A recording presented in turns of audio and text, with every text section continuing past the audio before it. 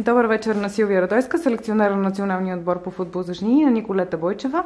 Благодаря ви за присъствието на тази пресконференция преди двубоя с Косово. Първо, ако може да споделите как се чувствате преди мача.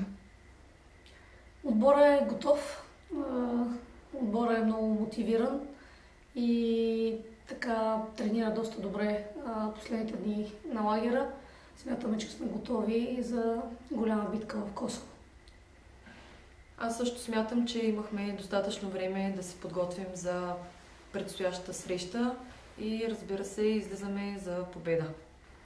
Първата среща между двата отбора завърши при равен резултат. Може ли смятаме, че силите между двата отбора са изравнени? Определено отбора на Косово и отбора на България изиграха доста срещи преди това приятелски помежду си. И така смятам, че във всичките двубои играта беше равностойна. Смятам, че и матчът, който предстои в Косово, ще бъде така матч на надлъгване между двата състава. И по-хитрия и отбора, който не допуска толкова грешки, ще спечели двубоя.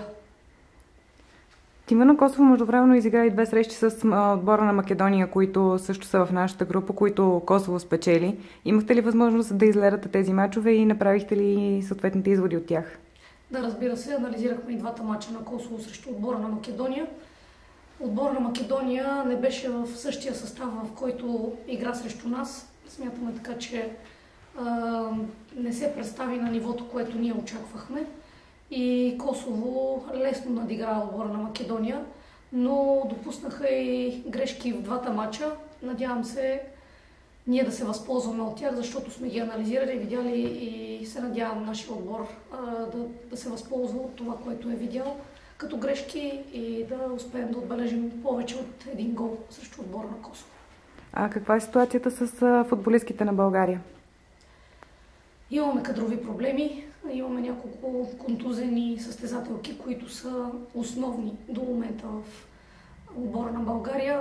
Имаме и една наказана след 2 жълти картона в двата мача, Йоана Станкова, така че имаме отсъстващи играчи, но пък скамейката ни е дълга и разчитаме на момичетата, които са тук на 100%, така че да не се усети липсата на някои от тези, които са контузени. Николета, ти като капитан, ако можеш да споделиш какво е настроението в отбора, как се чувстват момичетата? Настроението в отбора е отлично, както винаги.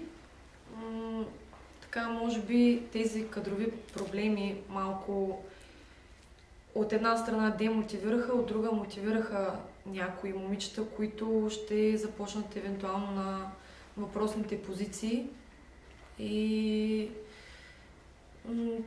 като цяло настроението е много добро и, както казах преди това, ние излизаме за победа, мислим само за това, мислим и само за този матч за момента.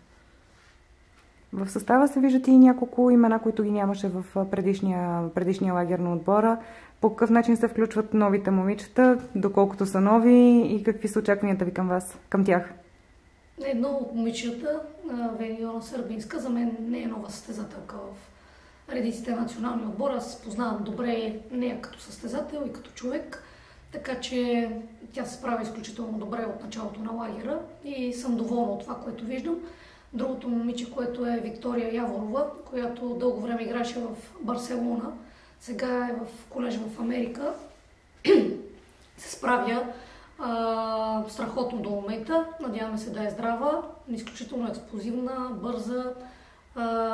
Гледала съм видеа, но сега наживо се запознах с нейните качества и така сме изключително положително изненадани от това, което тя притежава. Смятаме, че като качества, смятаме, че тя ще е така изненада за отбора на Косово.